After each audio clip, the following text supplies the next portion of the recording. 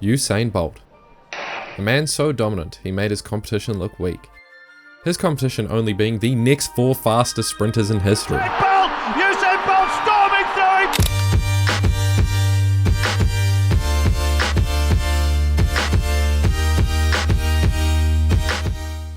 Bolt is the most dominant track and field athlete in history. He never lost in an Olympic Games, winning the 100 and 200 double at 3 Olympics. He had 11 World Championship golds, all of which were won during an undefeated run over a 7-year time span. The only possible asterisk to his name? A false start in the 2011 100 meter World Championship final. 4 days later, he absolutely obliterated the 200 meter final.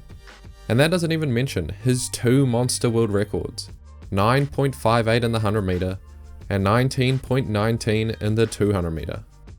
Untouchable records by a once-in-a-lifetime athlete, and in danger only 6 years after his last race. There are 4 current athletes who show irrefutable potential to challenge a Bolt world record within the next decade. They're all at varying stages of their career, but the eldest, who has been pioneering the modern era of sprinting, is Noah Lyles. His trajectory has been disturbingly linear. First, it was simply toppling Bolt's meeting records, which made for cool headlines, but not really considered a threat. Then it was running a time that made him the 3rd fastest 200 meter runner in history, and his first time closing his last 100 meter faster than Bolt did in his 200 meter world record. Then he topped the record for the most sub 20 200 meters, and with that, the most sub 19.9s, and 19.8s, and 19.7s. All this by an athlete who's still only in his 8th pro season compared to Bolt's 14. The numbers don't lie. If Lyles continues on this trajectory, like he himself believes he will, he's coming for that 200 meter world record. But there are some pretty glaring issues. Lyles' start is incomparable to Bolt's, his 100 meter PB being 9.86 from 2019, and his first 100 meter split in his 1931 American record was 10.16. This in comparison to Bolt's 9.92 in his 19.19 world record. And even when Bolt ran 19.30 himself, his first 100 meter split was 9.98. Contrary to popular belief, Bolt was one of the fastest starters in history and has one of the fastest initial 30 meters in a 100 meter ever. There's also the fact Bolt ran his world records when he was 22, early in his career. So early, it was only his 2nd year running the 100 meter officially. Lyles himself is already 26. Obviously, every athlete isn't the same, and sprinters have been getting faster at older ages. Some examples of this being Gatlin, Fraser Price, Amo Dudzi, running their personal best past the age of 30. Lyles has the potential. If he can improve upon his start, he has more than a real shot of at least taking the 200 meter world record. Finishing very, very quickly, and it could be Lyles! Wow, what a finish! From nowhere at 50 meters. The next 2 athletes are surprisingly similar, and 2 of the most exciting young sprinting prospects in history, Asinga and Tebogo. The numbers already speak volumes. Knighton is still 19 and holds the age under 20 200 meter world record with a time of 19.49. He smashed the previous record of 19.93 by a massive 0.44 seconds. Not only was this record held by Usain Bolt, but a margin that big looks like this in a 200 meter. Could you imagine anyone doing that to Bolt? This performance, which he did at age 18, already makes him the 5th fastest of all time. Additionally, he has a PB of 10.04 in the 100 meter, but he's only ever ran into a headwind. Tebogo ran 19.50, the 6th fastest time in history at age 20, but up until recently, he held the under 20 100 meter world record with a time of 9.91, which he ran while slowing, looking around and showboating. He's also run a sub 45 second 400 meter, a race he's only run 3 times. But being honest, some of these times might be nothing to scoff at in comparison to what Bolt has done after his entire career. But looking at a 20-year-old Bolt versus a 19-year-old Knighton and a 20-year-old Tebogo, Knighton and Tebogo are clearly the better athletes. What a wacky sentence to say.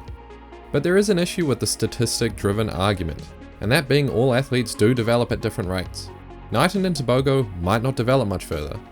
Well, personally, I highly doubt that's the case. Just look at 19-year-old Bolt versus peak Bolt and 26-year-old Bolt.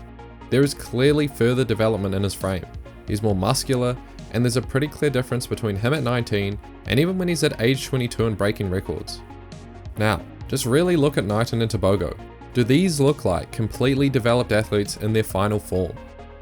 Knighton is far from muscular, and he has even commented himself he's only recently started taking the gym and strength and conditioning seriously. And Tebogo, while he hasn't made a comment as concrete as Knighton, he's certainly not filled out. Knighton and Tebogo have surpassed Bolt at their equivalent ages.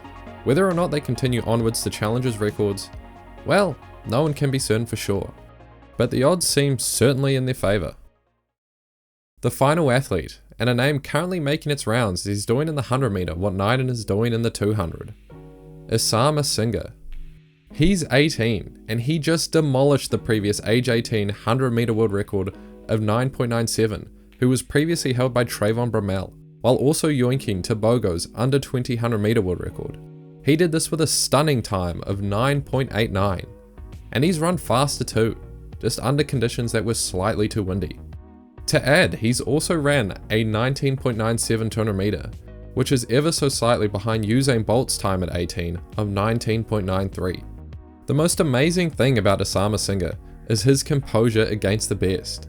He's already beat Noah Lyles and multiple other professionals in an elite 100 metre race. He's also proven that he's a consistent sub 10 second performer, which is a quality any professional sprinter struggles to achieve.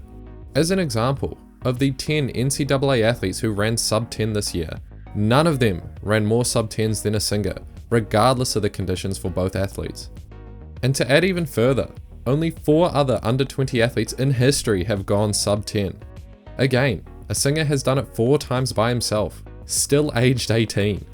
And yes, 3 of those times were wind dated, but even adjusted for wind, they're still sub 10. My only real issues with Asinga is in contrast to Knighton and Tebogo, he has a very developed frame. It's hard for me to imagine where gains can be made, but that's my only real negative. He's a true freak of an athlete, legitimately one of a kind at this age.